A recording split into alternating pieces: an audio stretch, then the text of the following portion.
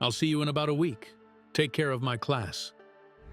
Those were among the last words Christa McAuliffe spoke to her substitute teacher before boarding the Space Shuttle Challenger. She smiled warmly as she said it.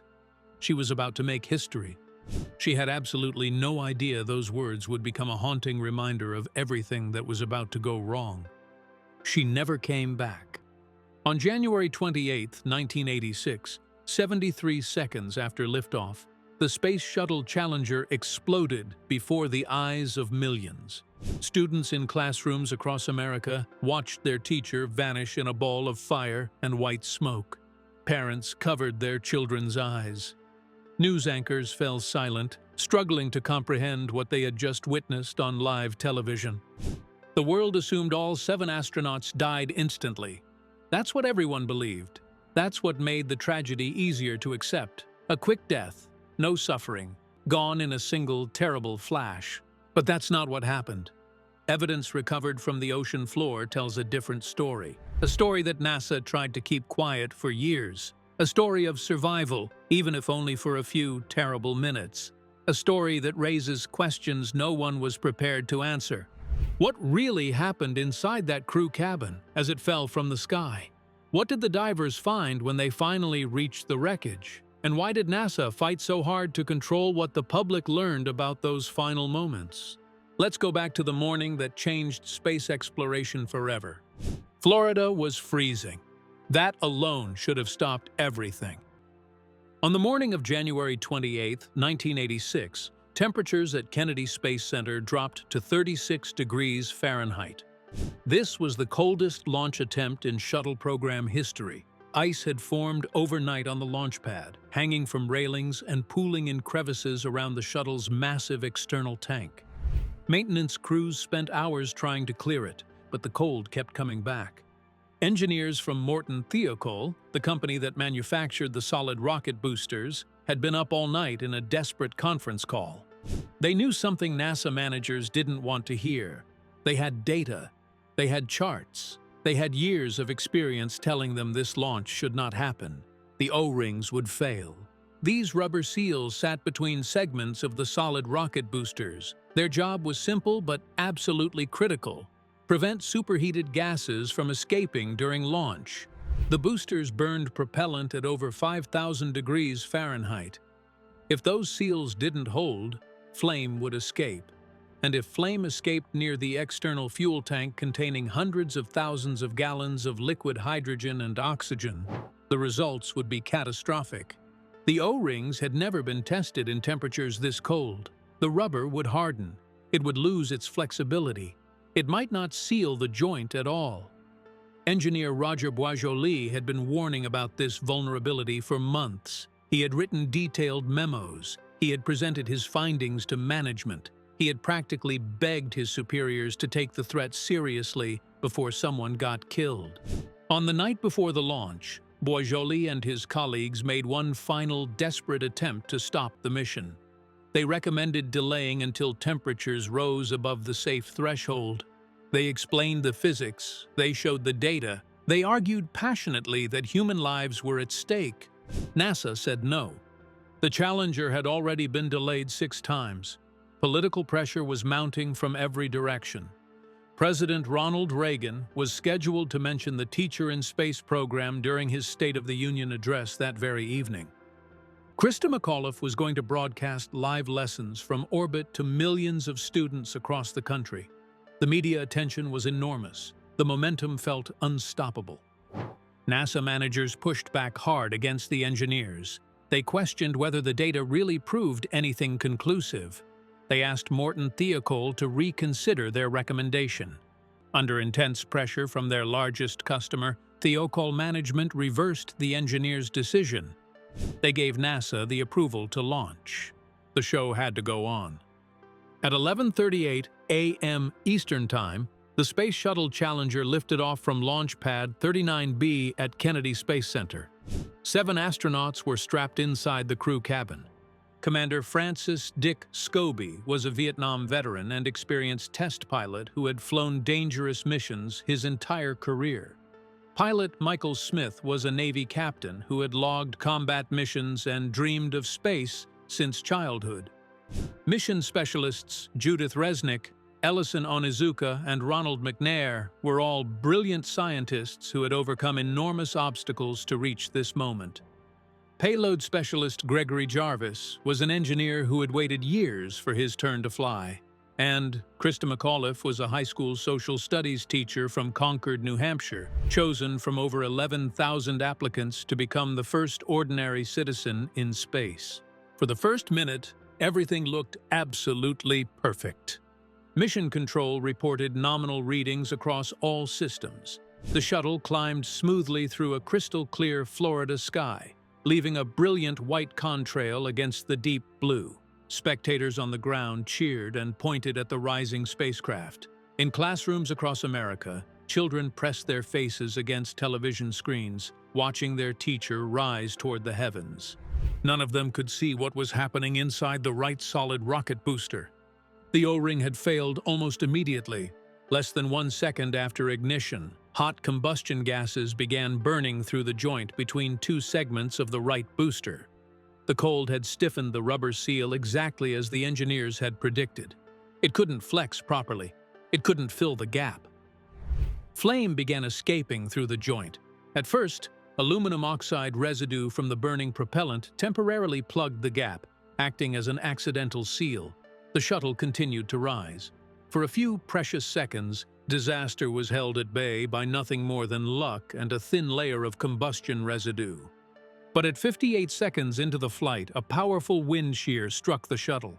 The sudden turbulence broke the temporary seal. A plume of superheated flame shot out from the booster joint, directly toward the massive external fuel tank. This tank was essentially a giant bomb waiting to be ignited. It held over 500,000 gallons of liquid hydrogen and liquid oxygen, the most volatile fuel combination used in spaceflight.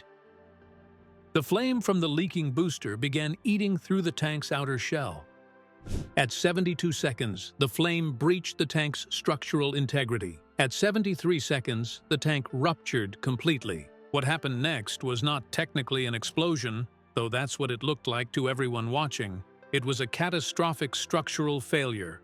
The external tank disintegrated instantly. Liquid hydrogen and oxygen mixed in the atmosphere and ignited in an enormous fireball. The aerodynamic forces tore the shuttle apart in less than 2 seconds. To viewers on the ground, it appeared as a sudden bright flash followed by a spreading cloud of white smoke and tumbling debris. The shuttle was traveling at nearly 2,000 miles per hour when it disintegrated. Pieces scattered across the sky in every direction. The two solid rocket boosters spiraled away wildly, trailing smoke like wounded birds, until range safety officers sent the command to destroy them. In Mission Control, there was stunned silence. Screens showed data that no one wanted to believe. Flight Director Jay Green finally spoke the words that would be replayed thousands of times. Flight controllers here looking very carefully at the situation. Obviously a major malfunction. Major malfunction, the understatement of the century. In classrooms across America, teachers rushed to turn off televisions. Children sat in shock, some crying, most simply unable to comprehend what they had just witnessed. Christa McAuliffe's own students, watching from Concord High School, saw their beloved teacher disappear in that terrible cloud of smoke. The assumption, the desperate hope, was that death had been instantaneous, that the crew had felt nothing, that in one terrible moment they had simply ceased to exist. But here's the part most people don't know. When the shuttle broke apart, the crew cabin didn't explode. It didn't disintegrate. It separated from the orbiter largely intact, and it continued rising through the sky. The astronauts were still alive. The crew cabin was constructed from reinforced aluminum, specifically designed to protect the astronauts from the extreme forces of launch and re-entry. When the shuttle tore apart, this cabin held together. It separated from the disintegrating orbiter and continued on a ballistic trajectory, rising to an altitude of approximately 65,000 feet before gravity finally took hold. Then it began to fall. For the next 2 minutes and 45 seconds, that crew cabin plummeted toward the Atlantic Ocean. Inside, 7 astronauts were still strapped into their seats. The cabin was tumbling violently, spinning through the thin upper atmosphere, completely out of control. There was no power, no communication with the ground, no way to stop what was happening. What happened inside during those final minutes? This is where the evidence becomes deeply disturbing. When recovery teams later examined the wreckage pulled from the ocean floor, they found something unexpected. 3 of the astronauts' personal egress air packs had been activated. These emergency breathing devices were designed to provide several minutes of breathable air in case of smoke or cabin depressurization. They were stored beneath the astronauts' seats, and they could only be turned on manually. Someone had activated them. The air pack belonging to pilot Michael Smith had been turned on. But here's the critical detail that changed everything. The activation switch for Smith's pack was located behind his seat, completely out of his reach. He physically could not have turned it on himself. Another crew member had to have done it for him. This single piece of evidence meant that at least some of the astronauts were conscious after the shuttle broke apart. They were aware of their situation, they understood that something had gone catastrophically wrong, and they were trying to survive. Investigators also discovered that several cockpit switches had been moved from their launch positions. Specific switches related to electrical power and fuel cell systems had been manipulated. Someone in the cockpit had attempted to restore electrical power to the cabin. They were fighting to regain control of a situation that had no solution. The shuttle had no parachutes for the crew cabin, no emergency ejection system that worked at those altitudes and speeds, no way to slow the fall or soften the inevitable impact. The astronauts, if they were conscious, would have known this. They were trained professionals. They understood exactly what was happening to them. How long were they aware?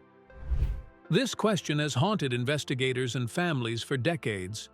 NASA's official position was that the crew likely lost consciousness within seconds due to rapid cabin depressurization. At 65,000 feet, the atmospheric pressure is a tiny fraction of what exists at sea level. Without pressurization, humans lose consciousness almost immediately. But some experts strongly disagreed with this assessment. They pointed out that the cabin structure remained largely intact after separation. The damage wasn't uniform across the entire compartment. Some sections may have retained partial pressure longer than others. Several researchers suggested the crew could have remained conscious for 30 seconds, perhaps even longer. We will never know for certain what those 7 people experienced during their final descent. The evidence is incomplete. The truth died with them. What we do know is how the fall ended. At approximately 11:39 a.m., 2 minutes and 45 seconds after the shuttle broke apart, the crew cabin struck the surface of the Atlantic Ocean. It was traveling at approximately 207 miles per hour. The impact generated a deceleration force of more than 200 Gs. The human body cannot survive even a small fraction of that force. Fighter pilots can withstand perhaps 9 Gs for brief periods before losing consciousness. The Challenger crew experienced more than 20 times that in a single violent instant. The cabin shattered on impact. Whatever structural integrity had protected the astronauts during the fall was destroyed in a millisecond. The wreckage sank rapidly, settling on the ocean floor roughly 100 feet below the surface, and there it would stay, hidden in the cold, dark water for more than a month. Within hours of the disaster, the largest search and recovery operation in NASA history began.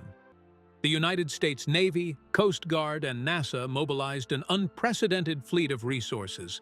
Dozens of ships, multiple submarines, search aircraft, helicopters, and hundreds of highly trained divers converged on the waters off the Florida coast. Their mission was to find every piece of the Challenger they could recover, not just for the grieving families, for the investigation.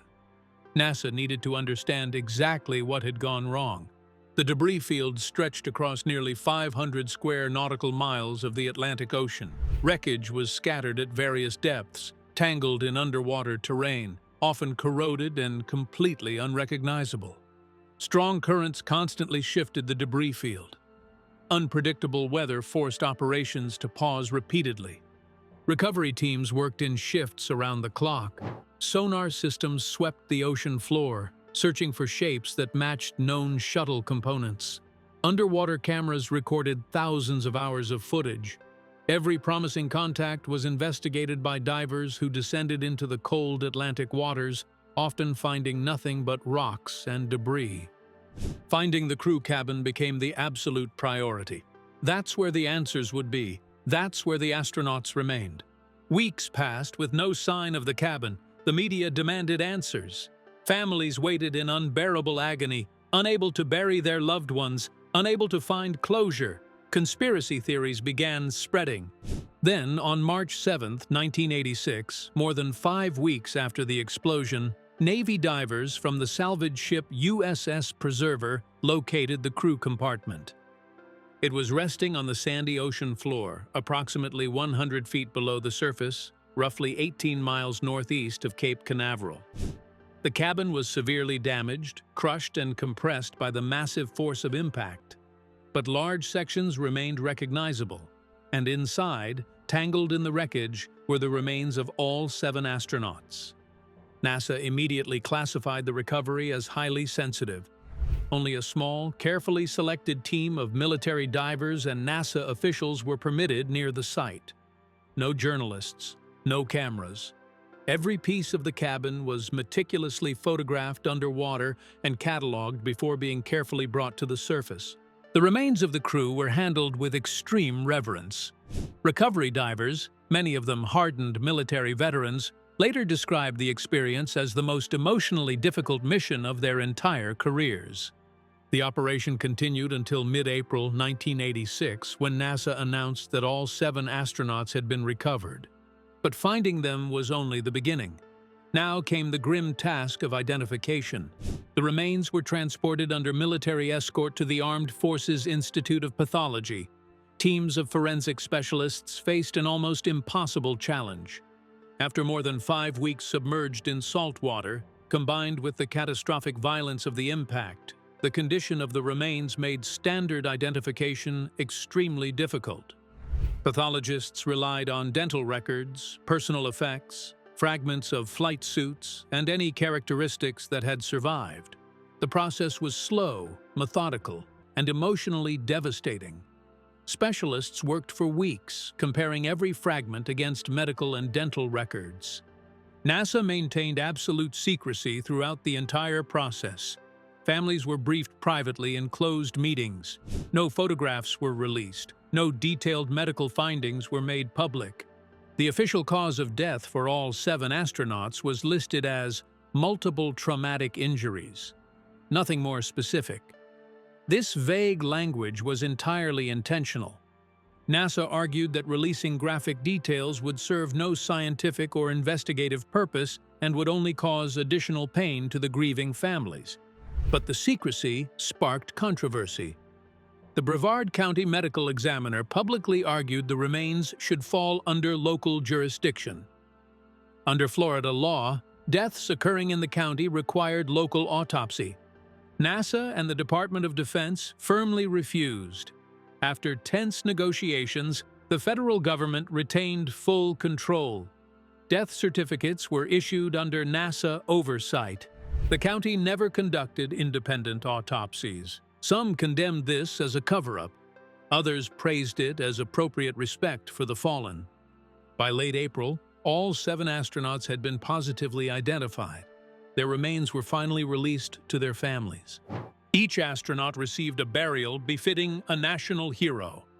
Commander Dick Scobie and pilot Michael Smith were laid to rest at Arlington National Cemetery, their graves marked with simple white headstones among thousands of other American heroes. Visitors still leave flowers at their graves today. Ellison Onizuka, the first Asian American astronaut to reach space, was buried at the National Memorial Cemetery of the Pacific in Honolulu. Schools across the islands were named in his honor. Ronald McNair, the second African American to fly in space and a gifted jazz saxophonist who had dreamed of performing in orbit, was buried in his hometown of Lake City, South Carolina. The same community that had once denied him library access because of his skin color now gathered by thousands to honor his memory and his extraordinary achievements. Judith Resnick, The second American woman in space and a brilliant electrical engineer was cremated according to her personal wishes. Her ashes were scattered at sea.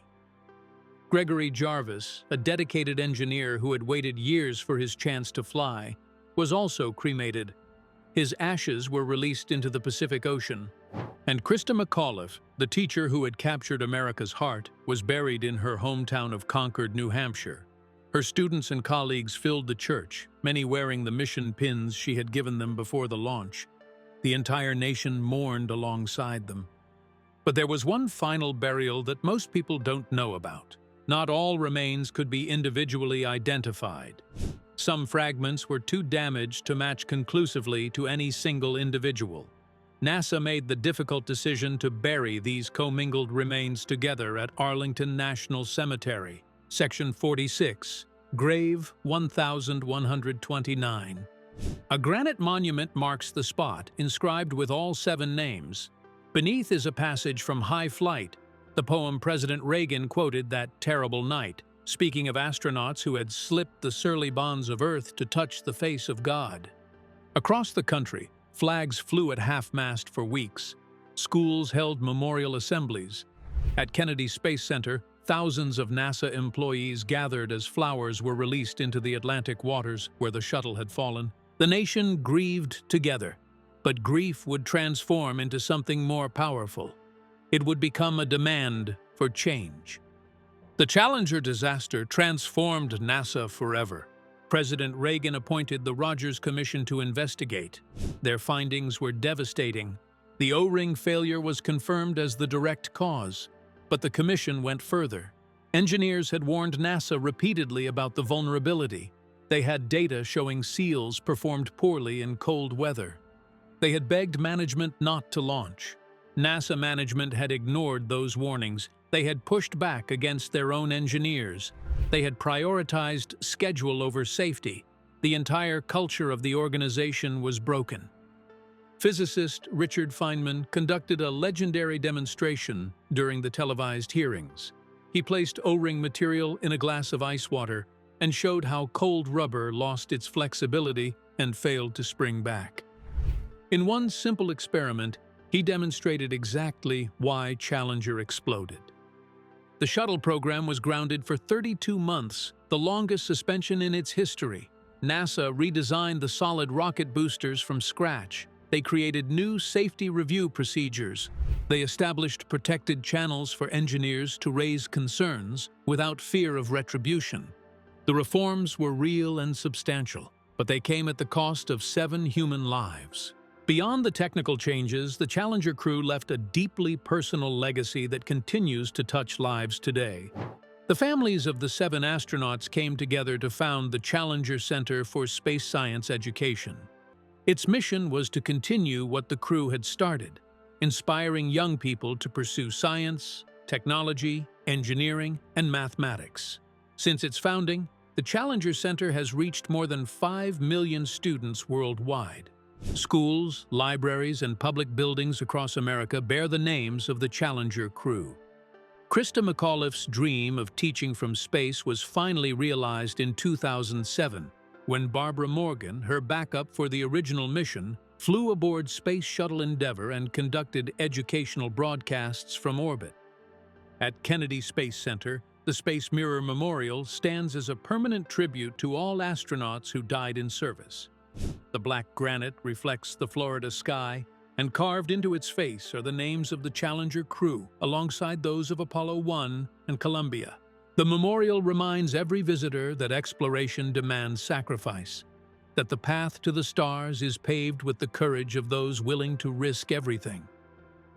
The Challenger disaster was not simply a technological failure, it was a human failure. A failure of communication, of judgment, of priorities. Engineers knew the risks. They tried desperately to speak up, and the system that was supposed to protect human life failed them completely. But from that failure came transformation. The 7 astronauts who died that January morning did not die in vain. Their sacrifice forced an entire agency to confront its deepest flaws. It reminded the world that progress without accountability is not progress at all. Dick Scobie, Michael Smith, Judith Resnick, Ellison Onizuka, Ronald McNair, Gregory Jarvis, Christa McAuliffe. They were explorers, teachers, engineers, scientists, dreamers. They climbed aboard that shuttle because they believed in something bigger than themselves. They believed that humanity's future lay among the stars, and even though they never reached orbit, their mission continues every single day. Every safety protocol written after Challenger. Every engineering review that catches a flaw before launch.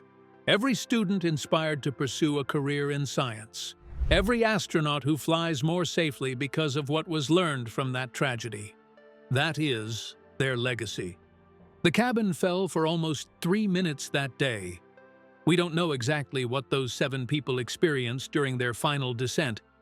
We don't know if they were conscious, aware, fighting to survive until the very end. But some of the evidence suggests they were. And if that's true, then their final act was not despair. It was defiance, reaching for emergency air packs, flipping switches, refusing to surrender even when the situation was completely hopeless. That is what courage looks like. So here's my question for you. What do you think about the Challenger disaster? Was it a preventable tragedy that should never have happened? A damning symbol of institutional failure? Or a powerful reminder that the pursuit of progress will always carry risk, and that some brave souls will always be willing to accept that risk for all of humanity? Drop your thoughts in the comments below. I read every single one. If this video made you think, hit that like button. And if you haven't subscribed to this channel yet, now is the time. We've got more deep dives into history's most fascinating stories coming every single week. Until next time, keep asking questions and never stop reaching for the stars.